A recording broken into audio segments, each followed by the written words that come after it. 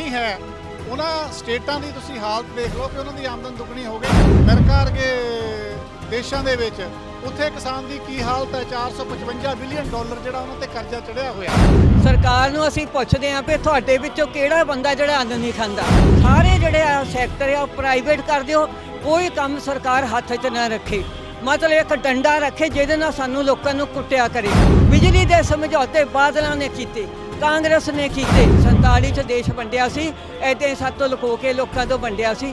ਅੱਜ ਤਾਂ ਹਿੰਦੂ ਸਿੱਖ ਮੁਸਲਮਾਨ ਈਸਾਈ ਸਭ ਰਲ ਕੇ ਰਹਿਣ ਵਾਲੇ ਲੋਕ ਸੀ। ਅੱਜ ਵੀ ਸਾਨੂੰ ਪਾਲਣਾ ਚਾਹੁੰਦੇ ਪਰ ਅਸੀਂ ਲੋਕ ਫਟ ਨਹੀਂ ਸਕਦੇ। ਅਸੀਂ ਸਾਰੇ ਲੋਕ ਰਲ ਕੇ ਰਵਾਂਗੇ। ਇਹ ਜਿਹੜੇ ਕਾਲੇ ਕਾਨੂੰਨ ਆ ਵਾਪਸ ਕਰਵਾ ਕੇ ਹੀ ਰਵਾਂਗੇ। हर मोड़ ते सलीबां हर पैर ते हनेरा, फिर भी असी रुके ना साडा भी वेख जेरा। पत्थर ते नक्श हाँ मैं मिट्टी ते तां नहीं, जिन्ना किसे मिटाया हुंदा गया डंगेरा। जगतार दियां ये सतरां अज किसान अंदोलन ते इन बिन ढुकदियां ने। वो किसानी जिहदे उत्ते कदी कुदरत मार मारदी है ते कदी सरकारां दियां नीतियां मार मारदियां ने। यही कारण है कि ये मारां सहिंदा होया किसान अज अपने दम ते उठिया आ, एक अंदोलन शुरू किया ते ये अंदोलन अज जन अंदोलन बन गया। इसे अंदोलन दे विचों ऐलान किया गया सी कि 14 तरीक नूं 14 दसंबर नूं देश भर के डिप्टी कमिश्नरां DM SDM के दफ्तरां दे मोहरे धरने प्रदर्शन किए जाणगे ताकि केंद्री खेती कानूनां नूं वापस लिया जाए। नवां शहर दे विच भी डिप्टी कमिश्नर के दफ्तर के अगे धरना प्रदर्शन किया गया। वड्डी गिणती दे विच लोग इकट्ठे होए आ केंद्र सरकार के खिलाफ आवाज़ बुलंद करने लई। सो इस वेले साडे नाल किसान जथेबंदियां दे नुमाइंदे मौजूद ने। इस वेले साडे नाल कुलविंदर होरी मौजूद ने। कुलविंदर जी, जिस तरीके नाल अज धरना प्रदर्शन किया गया डिप्टी कमिश्नर के दफ्तर के अगे, नवें शहर दे विच तुसीं कुछ लोग मिल के जिहड़े आ और रिलायंस के मॉल के अगे स्टोर के अगे भी बैठे हो पिछले लंबे दिनों तो।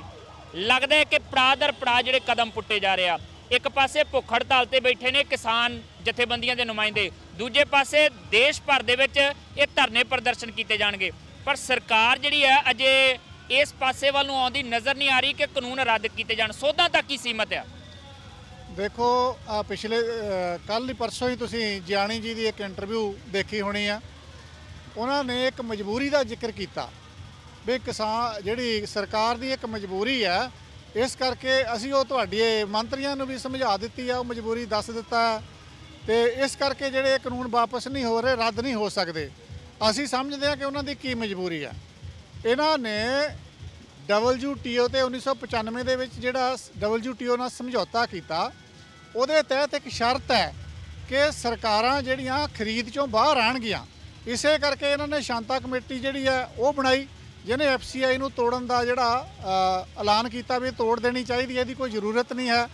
उस एजेंडे नूं मोदी साहब बड़ी तेज़ी नाल अगे वधा रहे हैं।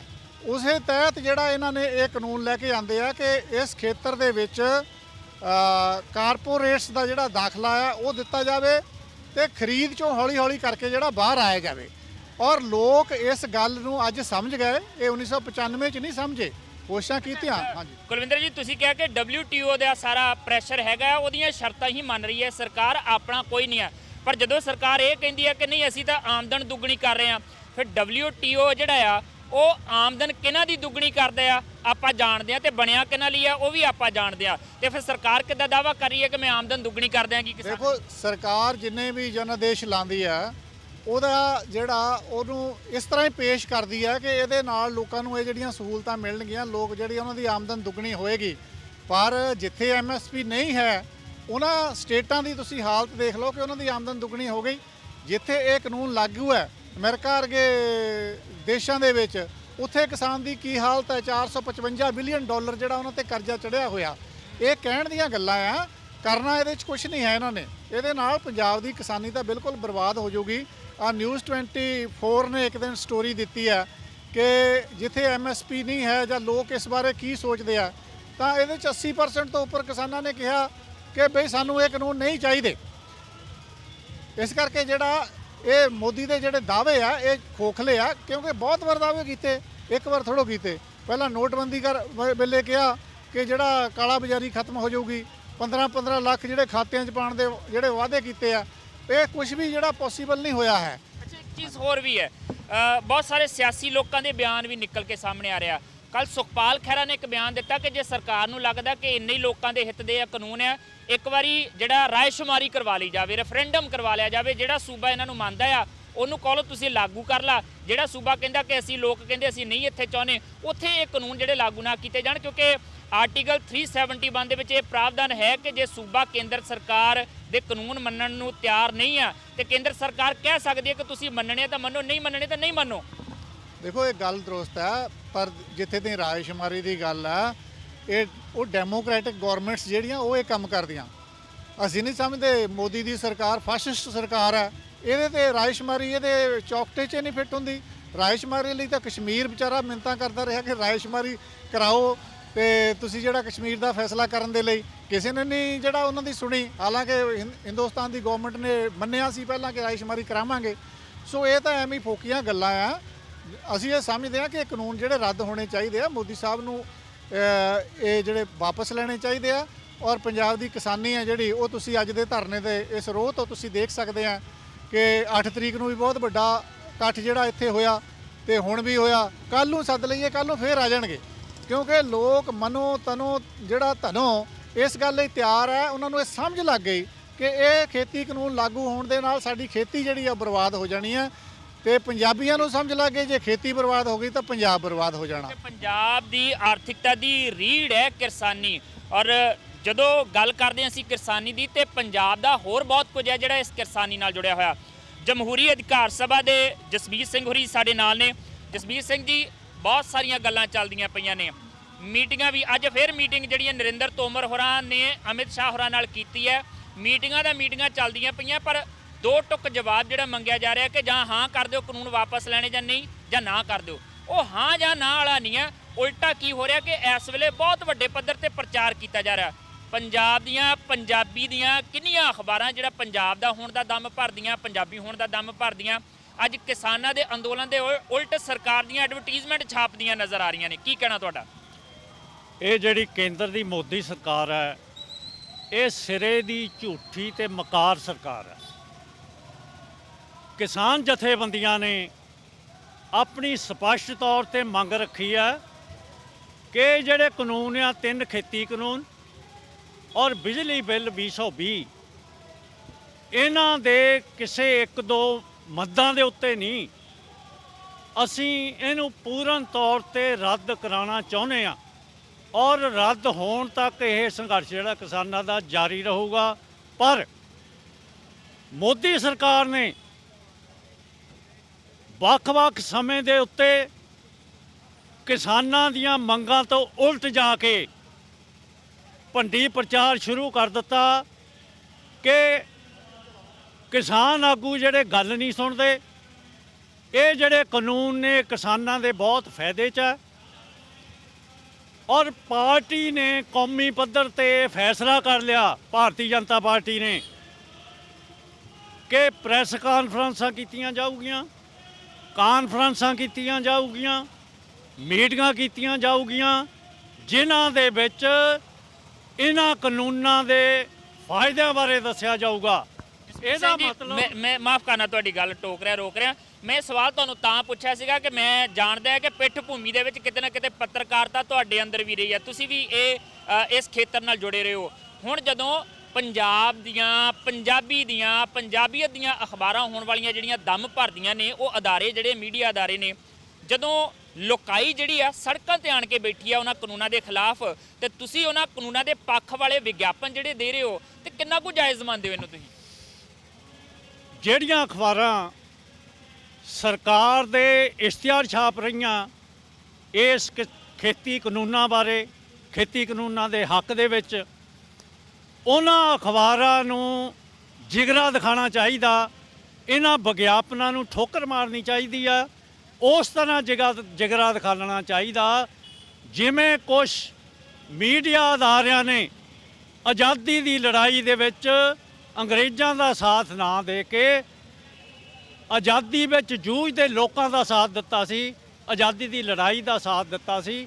ਇੱਦਾਂ ਇਹਨਾਂ ਨੂੰ ਇਸ ਕਿਸਾਨਾਂ ਤੇ ਸੰਘਰਸ਼ ਦੀ ਹਮਾਇਤ ਦੇ ਵਿੱਚ ਇਹ ਜਿਹੜੇ ਵਿਗਿਆਪਨ ਆ, ਇਸ਼ਤਿਹਾਰ ਆ ਸਰਕਾਰ ਦੇ, ਉਹਨਾਂ ਨੂੰ ਠੋਕਰ ਮਾਰਨੀ ਚਾਹੀਦੀ ਹੈ। ਤੁਸੀਂ ਤੁਹਾਡੀ ਜਿਹੜੀ ਸੰਸਥਾ ਹੈ ਜਮਹੂਰੀ ਅਧਿਕਾਰ ਦੀ ਗੱਲ ਕਰਦੀ ਹੈ। ਜਮਹੂਰੀ ਅਧਿਕਾਰਾਂ ਦੇ ਵਿੱਚ ਰੋਸ ਜਤਾਉਣ ਦਾ, ਧਰਨਾ ਲਾਉਣ ਦਾ, ਆਪਣੀਆਂ ਸਰਕਾਰ ਅੱਗੇ ਮੰਗਾਂ ਰੱਖਣ ਦਾ ਵੀ ਜਿਹੜਾ ਉਹ ਅਧਿਕਾਰ ਮਿਲਿਆ ਸਾਨੂੰ ਸੰਵਿਧਾਨਕ ਤੌਰ ਤੇ। ਪਹਿਲਾਂ ਸਰਕਾਰ ਇਹ ਅਧਿਕਾਰ ਨਹੀਂ ਦਿੰਦੀ ਕਿ ਤੁਸੀਂ ਜੰਤਰ ਮੰਤਰ ਤੇ ਜਾ ਕੇ ਧਰਨਾ ਨਹੀਂ ਕਰ ਸਕਦੇ, ਕਰੋਨਾ ਦਾ ਹਵਾਲਾ ਦਿੱਤਾ ਜਾਂਦਾ। ਹੁਣ ਠੰਡ ਦੇ ਵਿੱਚ ਜਿਹੜੇ ਆ ਉਹ ਸਿੰਘੂ ਬਾਰਡਰ ਜਾਂ ਟਿਕਰੀ ਬਾਰਡਰ ਤੇ ਸਾਡੇ ਕਿਸਾਨ ਬੈਠੇ ਆ, ਹੁਣ ਉਹਨਾਂ ਦੀ ਸੁਣਵਾਈ ਕੋਈ ਨਹੀਂ ਹੋ ਰਹੀ। ਮੀਟਿੰਗਾਂ ਹੁੰਦੀਆਂ ਨੇ, ਸਿਰਫ ਆਪਣੀਆਂ ਪ੍ਰਸ਼ੰਸਾ ਕਰਕੇ ਕਾਨੂੰਨ ਦੀਆਂ ਉਹ ਨਿਕਲ ਜਾਂਦੇ ਨੇ ਸਰਕਾਰ ਦੇ ਮੰਤਰੀ। ਤੁਹਾਨੂੰ ਕੀ ਲੱਗਦਾ ਕਿ ਕਾਨੂੰਨੀ ਅਧਿਕਾਰਾਂ ਦੇ ਵਿੱਚ ਜਿਹੜੇ ਇਹ ਮਨੁੱਖੀ ਅਧਿਕਾਰ ਨੇ, ਕਿੰਨੀ ਕੁ ਰਖਵਾਲੀ ਕਰ ਰਹੀ ਹੈ ਮੌਜੂਦਾ ਸਰਕਾਰ? ਮੌਜੂਦਾ ਸਰਕਾਰ ਨੇ ਬਹੁਤ ਸਾਰੇ ਕਾਲੇ ਕਾਨੂੰਨ ਜਿਹੜੇ ਆ ਉਹ ਘੜੇ ਆ, ਲਿਆਂਦੇ ਆ, ਔਰ ਇਹ ਮਨੁੱਖੀ ਅਧਿਕਾਰਾਂ ਦਾ ਘਾਣ ਕਰ ਰਹੀ ਆ। ਕਾਨੂੰਨ ਜਿਹੜੇ ਆ ਉਹ ਲੋਕਾਂ ਵਾਸਤੇ ਹੁੰਦੇ ਆ।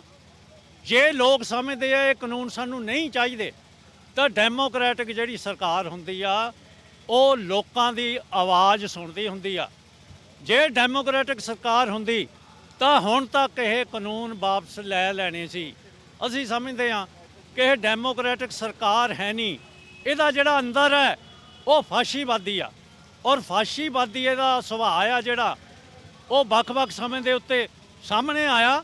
ਤੇ ਹੁਣ ਤਾਜ਼ਾ ਜਿਹੜਾ ਕਿਸਾਨੀ ਘੋਲ ਆ ਇਹਦੇ ਵਿੱਚ ਤਾਂ ਬਹੁਤ ਵਿਆਪਕ ਪੱਧਰ ਉੱਤੇ ਸਾਹਮਣੇ ਆਇਆ। ਔਰ ਕਿਸੇ ਨੂੰ ਵੀ ਅਧਿਕਾਰ ਹੈ ਕਿ ਪ੍ਰਦਰਸ਼ਨ ਕਰ ਸਕਦਾ, ਦੇਸ਼ ਦੇ ਕਿਸੇ ਹਿੱਸੇ 'ਚ ਵੀ ਕਰ ਸਕਦਾ, ਪਰ ਇਹਨਾਂ ਨੇ ਇਸ ਕਿਸਾਨੀ ਘੋਲ ਨੂੰ ਕੁਚਲਣ ਦੇ ਲਈ ਪਹਿਲੇ ਦਿਨ ਤੋਂ ਹੀ ਹੱਥ ਕੰਡੇ ਜਿਹੜੇ ਉਹ ਵਰਤੇ ਨੇ ਤੇ ਹੁਣ ਵੀ ਵਰਤ ਰਹੀ ਹੈ। ਇੱਕ ਚੀਜ਼ ਹੋ ਰਿਹਾ, ਅਸੀਂ ਜਦੋਂ ਹੱਕਾਂ ਦੀ ਲੜਾਈ ਦੀ ਗੱਲ ਕਰਦੇ ਹਾਂ ਤਾਂ ਕਈ ਸਮਾਜਿਕ ਕਾਰਕੁਨਾਂ ਦੇ ਨਾਮ ਸਾਡੇ ਦਿਮਾਗ ਦੇ ਵਿੱਚ ਆਉਣੇ ਸ਼ੁਰੂ ਹੋ ਜਾਂਦੇ ਕਿ ਹੱਕਾਂ ਲਈ ਲੜਨ ਵਾਲੇ ਲੋਕ ਨੇ, ਇਹ ਲੋਕਾਂ ਦੇ ਅਧਿਕਾਰਾਂ ਦੀ ਗੱਲ ਕਰਨ ਵਾਲੇ ਨੇ। ਪਰ ਜਦੋਂ ਅਸੀਂ ਗੱਲ ਅੰਨਾ ਹਜ਼ਾਰੇ ਦੀ ਕਰਦੇ ਹਾਂ, ਬਹੁਤ ਵੱਡਾ ਅੰਦੋਲਨ ਕੀਤਾ ਦਿੱਲੀ ਦੇ ਵਿੱਚ, ਜਦੋਂ ਜੰਤਰ ਮੰਤਰ ਤੇ ਇਜਾਜ਼ਤ ਨਹੀਂ ਮਿਲੀ ਕਿਸਾਨਾਂ ਨੂੰ ਤੇ ਅੰਨਾ ਹਜ਼ਾਰੇ ਦਾ ਜ਼ਿਕਰ ਵੀ ਛਿੜਿਆ ਸੀ। ਜੇ ਉਹ ਪ੍ਰਦਰਸ਼ਨ ਕਰ ਸਕਦਾ ਰਾਮਲੀਲਾ ਗਰਾਊਂਡ ਦੇ ਵਿੱਚ ਤੇ ਅਸੀਂ ਕਿਉਂ ਨਹੀਂ ਕਰ ਸਕਦੇ? ਅੰਨਾ ਹਜ਼ਾਰੇ ਹੁਣ ਕਿਸਾਨਾਂ ਦੇ ਪੱਖ ਦੇ ਵਿੱਚ ਖੁੱਲ੍ਹ ਕੇ ਕਾਹਤੋਂ ਨਹੀਂ ਬੋਲਦਾ? ਇੱਕ ਦਿਨ ਦਾ ਉਹਨੇ ਵਿਰੋਧ ਜਤਾ ਲਿਆ ਆਪਣੀ ਰਾਲੇ ਗਾਉਂ ਦੇ ਵਿੱਚ ਬੈਠ ਕੇ, ਕੋਈ ਇਸ ਖੁੱਲ੍ਹ ਕੇ ਵਿਦਰੋਹ ਦੇ ਵਿੱਚ ਨਹੀਂ ਆਇਆ, ਖੁੱਲ੍ਹ ਕੇ ਸਰਕਾਰ ਦੀ ਜਿਹੜੀ ਆ ਆਲੋਚਨਾ ਨਹੀਂ ਕੀਤੀ ਅੰਨਾ ਹਜ਼ਾਰੇ ਨੇ। ਕੀ ਕਾਰਨ ਮੰਨਦੇ ਹੋ? ਅੰਨਾ ਹਜ਼ਾਰੇ ਦਾ ਜਿਹੜਾ ਅੰਦੋਲਨ ਸੀਗਾ ਉਹ ਵੀ ਸਮਝਿਆ ਜਾਂਦਾ ਕਿ ਬੀਜੇਪੀ ਤੇ ਆਰਐਸਐਸ ਦਾ ਪ੍ਰਯੋਜਿਤ ਸੀਗਾ ਉਹ, ਔਰ ਉਹਦੇ ਵਿੱਚ ਇਹ ਕਾਮਯਾਬ ਵੀ ਹੋਏ ਆ। ਹੁਣ ਜਦੋਂ ਸਾਰਾ ਦੇਸ਼ ਜਿਹੜਾ ਸੜਕਾਂ ਤੇ ਉਤਰ ਆਇਆ ਇਹਨਾਂ ਕਾਨੂੰਨਾਂ ਨੂੰ ਲੈ ਕੇ, ਔਰ ਉਸ ਅੰਨਾ ਹਜ਼ਾਰੇ ਨੇ ਇੱਕ ਕਿਸਮ ਦਾ ਮੌਨ ਵਰਤ ਧਾਰਿਆ ਹੋਇਆ, ਔਰ ਉਹਨੂੰ ਚਾਹੀਦਾ ਸੀ ਕਿ ਹੌਸਲਾ ਦਿਖਾਉਂਦਾ, ਹਿੰਮਤ ਦਿਖਾਉਂਦਾ, ਔਰ ਕਿਸਾਨਾਂ ਦੇ ਧਰਨੇ ਵਿੱਚ ਆਪਣੇ ਵਰਕਰ ਲੈ ਕੇ ਦਿੱਲੀ ਵਿਖੇ ਉਹਨਾਂ ਦੇ ਨਾਲ ਬੈਠਦਾ। ਇਹ ਉਹਦਾ ਫਰਜ਼ ਬਣਦਾ ਸੀ। ਉਹਦੀ ਜਿਹੜੀ ਚੁੱਪ ਆ, ਉਸ ਚੁੱਪ ਨੂੰ ਮੈਂ ਸਮਝਦਾ ਉਹ ਸਾਜ਼ਿਸ਼ੀ ਚੁੱਪ ਹੈ, ਇਸ ਤੋਂ ਵੱਧ ਕੁਛ ਨਹੀਂ। ਸਾਜ਼ਿਸ਼ੀ ਚੁੱਪ ਅੰਨਾ ਹਜ਼ਾਰੇ ਦੀ। ਸੋ ਇਸ ਭਰ ਸਰਦੀ ਦੇ ਵਿੱਚ ਜਿਹੜਾ ਹੈ ਲੋਕਾਂ ਦੇ ਇਕੱਠ ਨੂੰ ਦੇਖ ਕੇ ਅਸੀਂ ਸਹਿਜੇ ਅੰਦਾਜ਼ਾ ਲਾ ਸਕਦੇ ਹਾਂ ਕਿ ਸਰਕਾਰ ਦੇ ਖਿਲਾਫ ਲੋਕਾਂ ਦੇ ਵਿੱਚ ਗੁੱਸਾ ਕਿੰਨਾ ਆ। ਇਹਨਾਂ ਕੇਂਦਰੀ ਖੇਤੀ ਕਾਨੂੰਨਾਂ ਨੂੰ ਰੱਦ ਕਰਵਾਉਣ ਲਈ ਲੜਾਈ ਕਿਸ ਹੱਦ ਤੱਕ ਪਹੁੰਚ ਚੁੱਕੀ ਹੈ। ਲੜਾਈ ਦਾ ਭਾਵ ਕਿ ਲੋਕਾਂ ਦੇ ਅੰਦਰ ਲੋਕ ਘੋਲ ਨੂੰ ਹੋਰ ਜ਼ਿਆਦਾ ਮਜ਼ਬੂਤ ਕਰਨ ਲਈ ਇਕਜੁੱਟਤਾ ਜਿਹੜੀ ਵੱਧਦੀ ਜਾ ਰਹੀ ਆ, ਔਰ ਇਹ ਲਗਾਤਾਰਤਾ ਆ। ਕੋਈ ਇੰਜ ਨਹੀਂ ਹੈ ਕਿ ਅੱਜ ਧਰਨਾ ਬਹੁਤ ਵੱਡਾ ਲੱਗਾ ਤੇ ਕੱਲ ਨੂੰ ਜਿਹੜਾ ਲੱਗੇਗਾ ਉਹਦੇ ਵਿੱਚ ਗਿਣਤੀ ਘਟ ਜਾਏਗੀ, ਸਗੋਂ ਲੋਕਾਂ ਦਾ ਸਾਥ ਦਿਨ ਪ੍ਰਤੀ ਦਿਨ ਜਿਹੜਾ ਉਹ ਵੱਧਦਾ ਜਾ ਰਿਹਾ। ਇਸ ਧਰਨੇ ਦੇ ਵਿੱਚ ਮੌਜੂਦ ਕੁਝ ਹੋਰ ਲੋਕਾਂ ਨਾਲ ਗੱਲਬਾਤ ਕਰਾਂਗੇ ਤੇ ਜਾਣਦੇ ਹਾਂ ਕਿ ਉਹਨਾਂ ਦਾ ਕੀ ਕਹਿਣਾ ਆ ਇਹਨਾਂ ਖੇਤੀਬਾੜੀ ਕਾਨੂੰਨਾਂ ਦੇ ਬਾਰੇ, ਇਸ ਦੇ ਖਿਲਾਫ ਚੱਲ ਰਹੇ ਘੋਲ ਦੇ ਬਾਰੇ, ਤੇ ਜਿਹੜੀ ਸਰਕਾਰ ਦੀ ਇਸ ਵੇਲੇ ਰਣਨੀਤੀ ਹੈ ਉਸ ਰਣਨੀਤੀ ਦੇ ਵਿੱਚ ਜੇਕਰ ਕਾਨੂੰਨ ਨਹੀਂ ਕਬੂਲੇ ਜਾਂਦੇ ਰੱਦ ਕਰਨੇ ਤਾਂ ਫਿਰ ਅਗਲੀ ਲੜਾਈ ਕਿਸ ਤਰੀਕੇ ਦੀ ਹੋ ਸਕਦੀ ਹੈ। ਅੱਜ ਜਿੱਥੇ ਦੇਸ਼ ਭਰ ਦੇ ਵਿੱਚ ਡੀਸੀ ਦਫ਼ਤਰਾਂ ਦੇ ਅੱਗੇ ਧਰਨੇ ਦਿੱਤੇ ਜਾ ਰਹੇ ਆ, ਨਾਲ ਦੀ ਨਾਲ ਕਿਸਾਨ ਜਥੇਬੰਦੀਆਂ ਦੇ ਨੁਮਾਇੰਦੇ ਭੁੱਖ ਹੜਤਾਲ ਤੇ ਬੈਠੇ ਆ, ਉੱਥੇ ਹੀ ਇਹਨਾਂ ਕਿਸਾਨ ਆਗੂਆਂ ਦੇ ਨੁਮਾਇੰਦਿਆਂ ਦੀ ਹਮਾਇਤ ਦੇ ਵਿੱਚ ਬਹੁਤ ਸਾਰੇ ਲੋਕ ਬਹੁਤ ਸਾਰੀਆਂ ਥਾਵਾਂ ਤੇ ਸੰਕੇਤਕ ਭੁੱਖ ਹੜਤਾਲ ਕਰ ਰਹੇ ਨੇ। ਇਸਤਰੀ ਜਾਗਰਤੀ ਮੰਚ ਤੋਂ ਬੀਬੀ ਗੁਰਬਖਸ਼ ਕੌਰ ਹੋਰਾਂ ਨੇ ਵੀ ਅੱਜ ਸੰਕੇਤਕ ਇੱਕ ਦਿਨ ਦੀ ਭੁੱਖ ਹੜਤਾਲ ਰੱਖੀ ਹੈ, ਸਾਡੇ ਨਾਲ ਮੌਜੂਦ ਨੇ। ਬੀਬੀ ਜੀ, ਕੋਸ਼ਿਸ਼ ਕਰਾਂਗੇ ਕਿ ਥੋੜੀ ਗੱਲ ਕਰੀਏ ਕਿਉਂਕਿ ਭੁੱਖ ਹੜਤਾਲ ਰੱਖੀ ਹੋਈ ਹੈ। ਅੱਜ ਵੱਡੀ ਗਿਣਤੀ ਦੇ ਵਿੱਚ ਲੋਕ ਇੱਥੇ ਇਕੱਠੇ ਹੋਏ ਆ ਡੀਸੀ ਦਫ਼ਤਰ ਦੇ ਅੱਗੇ ਧਰਨਾ ਦੇਣ ਦੇ ਲਈ, ਕਿਉਂਕਿ ਕਿਸਾਨ ਜਥੇਬੰਦੀਆਂ ਦੇ ਨੁਮਾਇੰਦਿਆਂ ਨੇ ਅੱਜ ਦਾ ਸੱਦਾ ਦਿੱਤਾ ਸੀਗਾ ਕਿ ਇਹ ਪ੍ਰਦਰਸ਼ਨ ਦਾ ਇੱਕ ਅਗਲਾ ਰੂਪ ਜਿਹੜਾ ਅਗਲਾ ਕਦਮ ਇਹ ਵੀ ਹੋਏਗਾ। ਭੁੱਖ ਹੜਤਾਲ ਕੀਤੀ ਹੈ, ਦਬਾਅ ਬਣਦਾ ਨਜ਼ਰ ਆ ਰਿਹਾ ਅੱਜ ਸਰਕਾਰ ਦੇ ਉੱਤੇ। ਜਾਂ ਲੱਗਦਾ ਹੈ ਕਿ ਇਹ ਅੱਜ ਦਾ ਕਦਮ ਜਿਹੜਾ ਆ ਉਹ ਕਾਮਯਾਬੀ ਦੇ ਵੱਲ ਜਿਹੜਾ ਆ ਉਹ ਵਾਧਾ ਇੱਕ ਕਦਮ ਗਿਣਿਆ ਜਾਏਗਾ? ਕਿਸਾਨ ਜਥੇਬੰਦੀਆਂ ਦਾ ਕਦਮ ਰੋਜ਼ ਜਿਹੜਾ ਵੱਧਦਾ ਹੀ ਜਾ ਰਿਹਾ ਆ, ਉਹ ਸਰਕਾਰ ਤੇ ਦਬਾਅ ਪੈ ਰਿਹਾ। ਉਹਨਾਂ ਨੇ ਵੀ ਇੱਕ ਤਾਂ ਜ਼ਿਲ੍ਹਿਆਂ ਦਾ ਜਿਹੜਾ ਘਿਰਾਓ ਕਰਨਾ ਸੀ ਉਹ ਸੀ, ਦੂਜਾ ਸੀ ਉਹਨਾਂ ਨੇ ਭੁੱਖ ਹੜਤਾਲ ਉੱਥੇ ਕਰਨੀ ਸੀ। ਸੋ ਅਸੀਂ ਵੀ ਕੱਲ੍ਹ ਸ਼ਾਮੀ ਫੈਸਲਾ ਕੀਤਾ ਕਿ ਅਸੀਂ ਵੀ ਔਰਤਾਂ ਭੁੱਖ ਹੜਤਾਲ ਕਰੀਏ।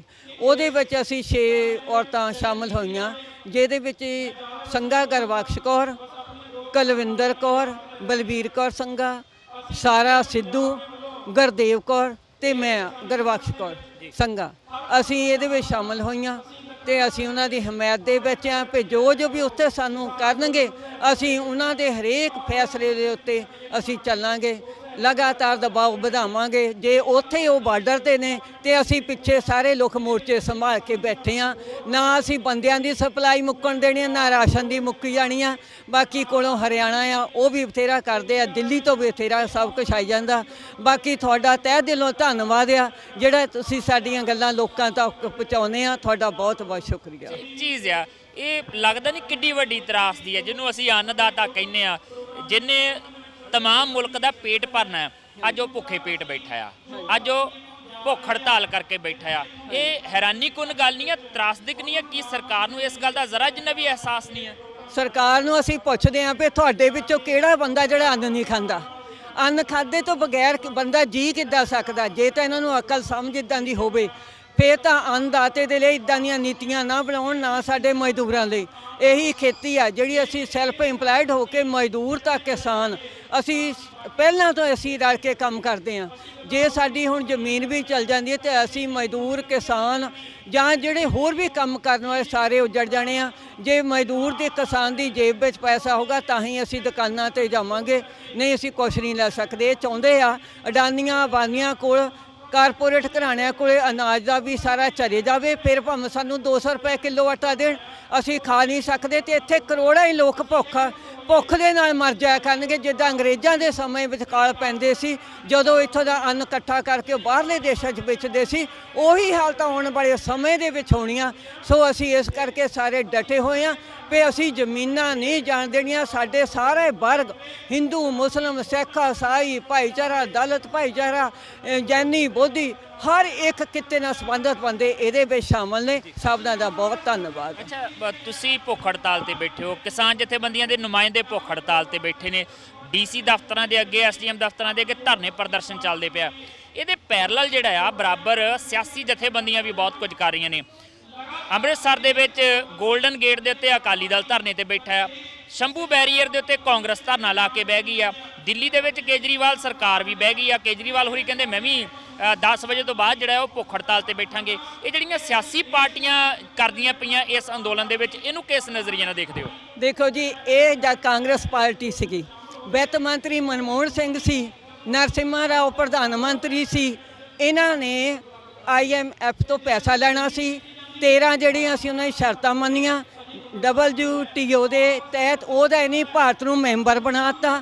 ਉਹਦੇ ਵਿੱਚ ਸਾਰਾ ਕੁਝ ਸੀ ਵੀ ਸਾਰੇ ਜਿਹੜੇ ਆ ਸੈਕਟਰ ਆ ਪ੍ਰਾਈਵੇਟ ਕਰ ਦਿਓ, ਕੋਈ ਕੰਮ ਸਰਕਾਰ ਹੱਥ 'ਚ ਨਾ ਰੱਖੇ। ਮਤਲਬ ਇੱਕ ਡੰਡਾ ਰੱਖੇ ਜਿਹਦੇ ਨਾਲ ਸਾਨੂੰ ਲੋਕਾਂ ਨੂੰ ਕੁੱਟਿਆ ਕਰੇ। ਜਿਹੜੀ ਗੱਲ ਉਹਨਾਂ ਦੀਆਂ ਸਾਰੀਆਂ ਦੇਣਾ ਆ। ਫਿਰ ਬਾਦਲ ਪਰਿਵਾਰ ਦੀ ਦੇਖ ਲਓ, ਮੋਗੇ ਦੇ ਵਿੱਚ ਜਿਹੜਾ ਇਹਨਾਂ ਨੂੰ ਥਾਂ ਦਿੱਤਾ ਅਡਾਨੀਆਂ ਬਾਨੀਆਂ ਨੂੰ, ਉਹ ਬਗੈਰ ਰਜਿਸਟਰੀ, ਜਿਹੜੀ ਰਜਿਸਟਰੀ ਉੱਤੇ ਕੋਈ ਫੀਸ ਨਹੀਂ। ਕਈ ਉੱਦਾਂ ਵੀ ਜ਼ਮੀਨਾਂ ਲੋਕਾਂ ਦੀਆਂ ਦਵਾਈਆਂ ਤੇ ਉੱਥੇ ਨੂੰ ਕੱਢ ਦਿੱਤੀ ਹੈ ਰੇਲ, ਜਿਹੜਾ ਸਿੱਧਾ ਹੀ ਅੰਨ ਜਾਵੇ ਤਾਂ ਉਹਨਾਂ ਸਟੋਰਾਂ ਵਿੱਚ ਜਾਵੇ। ਇਹ ਸਾਰੀਆਂ ਇੱਕੋ ਚੀਜ਼ਾਂ ਆ। ਸੋ ਚਾਹੇ ਉਹ ਆ ਤੇ ਚਾਹੇ ਉਹ ਆ, ਇਹ ਤਾਂ ਹੁਣ ਵੋਟਾਂ ਤੇ ਨਿਗਾਹ ਆ ਇਹਨਾਂ ਦੀ ਵੀ ਮੋਰੇ ਵੋਟਾਂ ਆਉਣੀਆਂ, ਅਸੀਂ ਲੋਕਾਂ 'ਚ ਹੁਣ ਜਾਈਏ ਵੋਟਾਂ ਲੈਣ ਲਈ। ਉੱਦਾਂ ਇਹਨਾਂ ਦੀਆਂ ਪਾਲਿਸੀਆਂ ਅਡਾਨੀਆਂ ਅਬਾਨੀਆਂ ਦੇ ਨਾਲ ਬਿਜਲੀ ਦੇ ਸਮਝੌਤੇ ਬਾਦਲਾਂ ਨੇ ਕੀਤੇ, ਕਾਂਗਰਸ ਨੇ ਕੀਤੇ। ਅੱਜ ਸਾਡੀ ਬਿਜਲੀ ਮਹਿੰਗੀ ਰਹੀ, ਭਾਖੜ ਡੈਮ ਸਾਡਾ ਆ, ਉਹ ਸਾਰਾ ਕੁਝ ਵਿਕ ਰਿਹਾ, ਸਾਰਾ ਸੈਂਟਰ ਨੇ ਆਪਣੇ ਥੱਲੇ ਲੈ ਲਿਆ। ਸੋ ਇਹਨਾਂ ਕਾਂਗਰਸ ਹੈ ਚਾਹੇ ਅਕਾਲੀ ਆ, ਇਹ ਲੋਕਾਂ ਦੇ ਹਿੱਤਾਂ 'ਚ ਨਹੀਂ। ਇਹ ਤਾਂ ਹਰੇਕ ਇਹ ਚੀਜ਼ ਲੁਕੋ ਕੇ ਕਰਦੇ ਆ, ਲੋਕਾਂ ਨੂੰ ਪਤਾ ਨਹੀਂ ਲੱਗਣ ਦੇ। 47 'ਚ ਦੇਸ਼ ਵੰਡਿਆ ਸੀ, ਇੱਦਾਂ ਹੀ ਸਾਤੋਂ ਲੁਕੋ ਕੇ ਲੋਕਾਂ ਤੋਂ ਵੰਡਿਆ ਸੀ। ਅੱਜ ਤਾਂ ਹਿੰਦੂ, ਸਿੱਖ, ਮੁਸਲਮਾਨ, ਈਸਾਈ ਸਭ ਰਲ ਕੇ ਰਹਿਣ ਵਾਲੇ ਲੋਕ ਸੀ। ਅੱਜ ਵੀ ਸਾਨੂੰ ਪਾਲਣਾ ਚਾਹੁੰਦੇ ਪਰ ਅਸੀਂ ਲੋਕ ਫਟ ਨਹੀਂ ਸਕਦੇ। ਅਸੀਂ ਸਾਰੇ ਲੋਕ ਰਲ ਕੇ ਰਵਾਂਗੇ। ਇਹ ਜਿਹੜੇ ਕਾਲੇ ਕਾਨੂੰਨ ਆ ਵਾਪਸ ਕਰਵਾ ਕੇ ਹੀ ਰਵਾਂਗੇ। ਬਹੁਤ ਬਹੁਤ ਸ਼ੁਕਰੀਆ ਬੀਬੀ ਗੁਰਬਖਸ਼ ਕੌਰ ਹੋਰੀ ਜਿਹੜੇ ਕਹਿੰਦੇ ਕਾਲੇ ਕਾਨੂੰਨ ਜਿਹੜੇ ਉਹ ਵਾਪਸ ਲੈ ਕੇ ਰਵਾਂਗੇ। ਇਹ ਲੋਕਾਂ ਦਾ ਇਕੱਠ, ਇਹ ਲੋਕਾਂ ਦੇ ਮੁੱਠੀ ਬੰਦ ਉੱਠਦੇ ਹੱਥ ਦੱਸਦੇ ਨੇ ਕਿ ਕੇਂਦਰ ਸਰਕਾਰ ਦੇ ਕਾਨੂੰਨਾਂ ਦੇ ਖਿਲਾਫ ਪੰਜਾਬ ਦੇ ਵਿੱਚ ਰੋਹ ਜਿਹੜਾ ਆ ਉਹ ਸਿਖਰਾਂ ਦੇ ਉੱਤੇ ਆ। ਔਰ ਇਹ ਰੋਹ ਉਨੀ ਦੇਰ ਤੱਕ ਠੰਡਾ ਪੈਂਦਾ ਨਜ਼ਰ ਨਹੀਂ ਆ ਰਿਹਾ। ਬੇਸ਼ੱਕ ਮੌਸਮ ਦੇ ਵਿੱਚ ਬਹੁਤ ਜ਼ਿਆਦਾ ਠੰਡਕ ਆਈ ਹੈ, ਪਰ ਇਹ ਰੋਹ ਠੰਡਾ ਪੈਂਦਾ ਨਹੀਂ ਨਜ਼ਰ ਆ ਰਿਹਾ ਜਦ ਤੱਕ ਇਹ ਕੇਂਦਰੀ ਖੇਤੀ ਕਾਨੂੰਨ ਜਿਹੜੇ ਆ ਉਹ ਵਾਪਸ ਨਹੀਂ ਲੈ ਜਾਂਦੇ। ਫਿਲਹਾਲ ਅੱਜ ਤੱਕ ਦਾ ਪ੍ਰੋਗਰਾਮ ਜਿਹੜਾ ਉਲੀਕਿਆ ਗਿਆ ਸੀਗਾ ਕਿ ਅੱਜ 5 ਵਜੇ ਤੱਕ ਕਿਸਾਨ ਜਥੇਬੰਦੀਆਂ ਦੇ ਨੁਮਾਇੰਦੇ ਭੁੱਖ ਹੜਤਾਲ ਕਰਨਗੇ। ਵੱਖ-ਵੱਖ ਡੀਸੀ ਦਫ਼ਤਰਾਂ ਦੇ ਅੱਗੇ, ਐਸਡੀਐਮ ਦਫ਼ਤਰਾਂ ਦੇ ਅੱਗੇ ਰੋਸ ਮੁਜ਼ਾਹਰੇ ਕੀਤੇ ਜਾਣਗੇ। ਹੁਣ ਇਸ ਤੋਂ ਬਾਅਦ ਅਗਲਾ ਕੀ ਵਿਉਂਤਿਆ ਜਾਂਦਾ ਆ ਇਹ ਅੱਜ 5 ਵਜੇ ਤੋਂ ਬਾਅਦ ਪਤਾ ਲੱਗੇਗਾ। ਪਰ ਘੱਟੋ ਘੱਟ ਇੱਕ ਗੱਲ ਜ਼ਰੂਰ ਕਹੀ ਜਾ ਸਕਦੀ ਹੈ, ਮੁਲਕ ਭਰ ਦੇ ਵਿੱਚ ਜਿਹੜਾ ਅੱਜ ਡੀਸੀ ਦਫ਼ਤਰਾਂ ਦੇ ਅੱਗੇ ਧਰਨੇ ਪ੍ਰਦਰਸ਼ਨ ਕਰਨ ਦਾ ਪ੍ਰੋਗਰਾਮ ਉਲੀਕਿਆ ਸੀ, ਪੰਜਾਬ ਦੇ ਵਿੱਚ ਵੱਡਾ ਸਮਰਥਨ, ਵੱਡਾ ਹੁੰਗਾਰਾ ਹਰਿਆਣੇ ਦੇ ਵਿੱਚ ਵੀ, ਰਾਜਸਥਾਨ ਦੇ ਵਿੱਚ ਵੀ ਮਿਲਦਾ ਨਜ਼ਰ ਆ ਰਿਹਾ ਹੈ। ਔਰ ਨਵਾਂ ਸ਼ਹਿਰ ਦੇ ਵਿੱਚ ਜਿੱਡੀ ਵੱਡੀ ਗਿਣਤੀ ਦੇ ਵਿੱਚ, ਜਿੱਡੀ ਵੱਡੀ ਤਾਦਾਦ ਦੇ ਵਿੱਚ ਲੋਕ ਇਕੱਠੇ ਹੋਏ ਨੇ, ਇਹ ਕੇਂਦਰ ਸਰਕਾਰ ਦੇ ਕੰਨਾਂ ਤੱਕ ਆਵਾਜ਼ ਪਹੁੰਚਾਉਣ ਲਈ ਕਾਫੀ ਹੈ ਕਿ ਤੁਹਾਡੇ ਖੇਤੀ ਕਾਨੂੰਨ ਕਿਸਾਨਾਂ ਨੂੰ, ਪੰਜਾਬ ਦੇ ਲੋਕਾਂ ਨੂੰ, ਮੁਲਕ ਦੇ ਕਿਸਾਨਾਂ ਨੂੰ ਨਾਮਨਜ਼ੂਰ ਨੇ, ਇਹਨਾਂ ਨੂੰ ਰੱਦ ਹੀ ਕਰਨਾ ਪਏਗਾ। ਪਰ ਸਰਕਾਰ ਅਜੇ ਅੜੀ ਹੋਈ ਹੈ, ਤਰਮੀਮਾਂ ਹੋ ਜਾਣਗੀਆਂ ਪਰ ਇਹ ਕਾਨੂੰਨ ਰੱਦ ਨਹੀਂ ਹੋਣਗੇ। ਫਿਲਹਾਲ ਅਗਲਾ ਕਦਮ ਕੀ ਹੁੰਦਾ ਹੈ ਦੇਖਣਾ ਹੋਏਗਾ। ਕੈਮਰਾਮੈਨ ਪ੍ਰਵੀਨ ਬੌਬੀ ਦੇ ਨਾਲ ਜਸਵੀਰ, ਟੀਵੀ ਪੰਜਾਬ, ਨਵਾਂ ਸ਼ਹਿਰ। ਸਤਿ ਸ਼੍ਰੀ ਅਕਾਲ ਜੀ, ਮੈਂ ਨਿਰਮਲ ਮਾਨ ਕੂੜਾ ਟੈਕਸ ਸੈਟਲਮੈਂਟ ਤੋਂ। ਇਹ ਤੁਸੀਂ ਵੀਡੀਓ ਦੇਖ ਰਹੇ ਸੀ ਟੀਵੀ ਪੰਜਾਬ ਦੇ ਉੱਤੇ। ਇਹੋ ਜਿਹੇ ਹੋਰ ਜਾਣਕਾਰੀ ਭਰਪੂਰ ਵੀਡੀਓ ਦੇਖਣ ਵਾਸਤੇ ਟੀਵੀ ਪੰਜਾਬ ਦੇ ਚੈਨਲ ਨੂੰ ਸਬਸਕ੍ਰਾਈਬ ਕਰੋ ਤੇ ਨਾਲ ਹੇਠ ਦਿੱਤੇ ਹੋਏ ਬੈਲ ਆਈਕਨ ਦੇ ਬਟਨ ਦਬਾਓ। ਸਤਿ ਸ਼੍ਰੀ ਅਕਾਲ।